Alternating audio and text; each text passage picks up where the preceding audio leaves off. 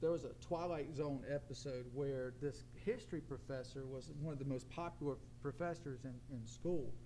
And they talked about, he would talk about history, and it was rumored that he talked about it so well it was almost as if he were there. And eventually, I mean, he was engaged to this woman.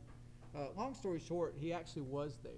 They found a photograph of him in a Civil War uniform, and this was well beyond the Civil War. And it's like the guy who found it is like, how can this be? This is you. And the truth was, it's one of those people that, and of course, obviously fiction. He was there because he couldn't at this. He was living forever. I mean, he could be killed, but unless something like death, like someone killed him, then he would just live forever at the same age that he was, or whatever it was. You know, it's fiction. It was Twilight Zone. It was the 1960s, and whoever thought it was just kind of interesting to look at. But I got to thinking about that.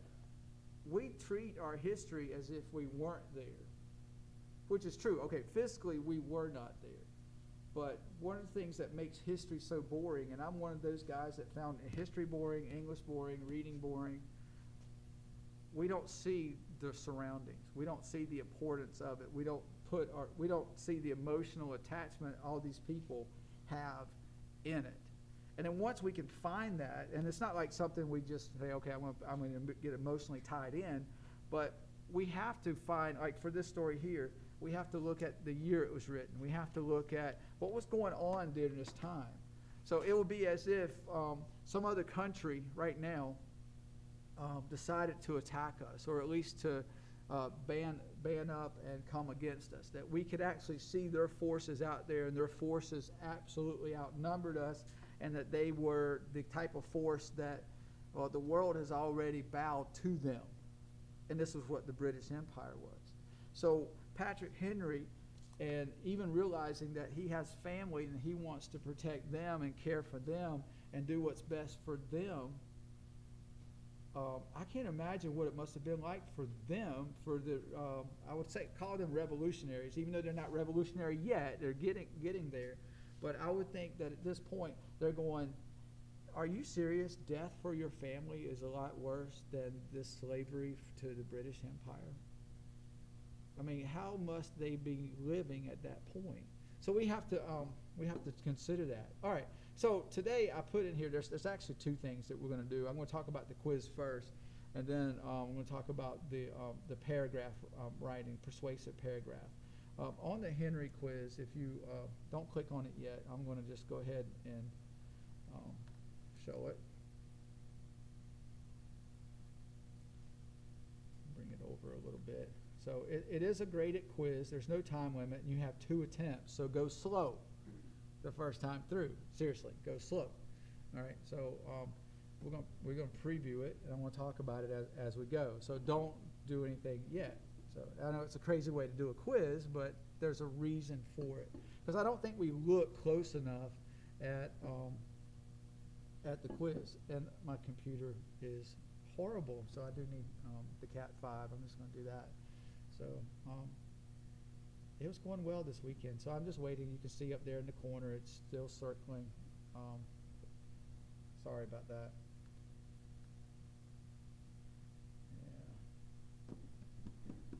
Doesn't make for a good video, so I would have left the room already.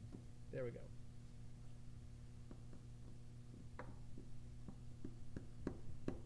Anybody have anything to say? Come up on camera, or what? Just kind of put it out there while this is loading. So, did I? Oh, you guys weren't here. Dead space, dead talk, or whatever. That's like the termination for anything that's YouTube or on video. It's like a death sentence when there's dead air. And I am totally dying. All right, so here it is. I don't know if you can see it. Let me see if I can make it a little bit larger.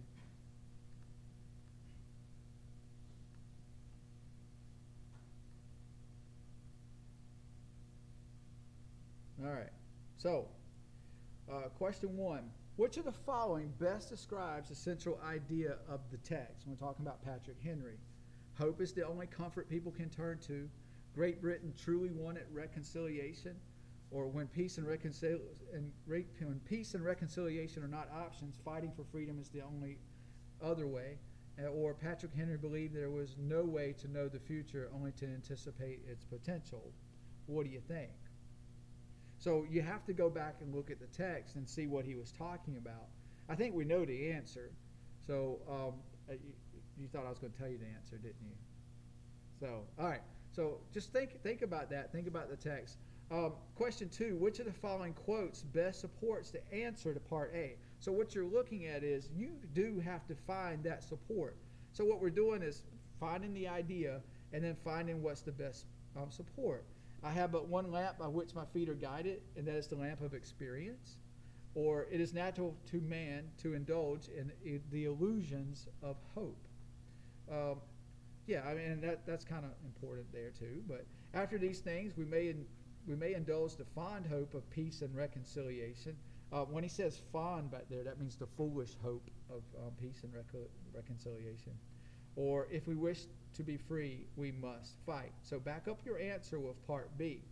So I will say that it's probably that. Well, I'm not going to tell you. So you can figure it out. What alternatives did the colonists already try in their appeal to Great Britain according to the text? So there's a lot of things that they did. All right.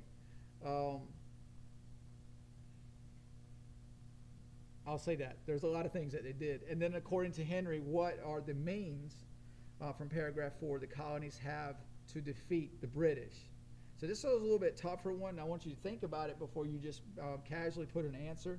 Henry believes they have God and faith on their side to assist them, implying that he thinks the British do not. So you're going to have to read the answer all the way through. Do you think the British think that they have God on their side? I mean, Church of England, they probably do, right? So at least you know that A is not the answer. Or at least that one's not the answer. I'd say that for each of you, they're going to come up a little bit different.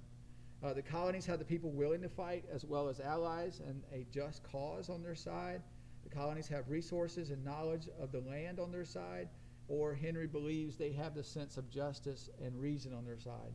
Think about that. 3 million of people, friends, and God. So that's a hint, by the way.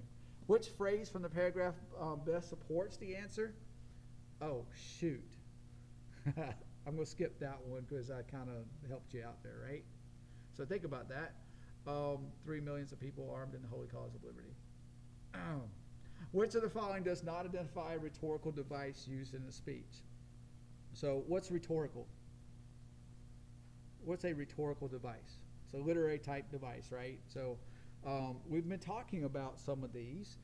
We've been talking about analogies, and we've been talking about figures of speech, rhetorical devices used in literature. Henry relies on exaggeration, especially of diction and tone. Do you think he exaggerated?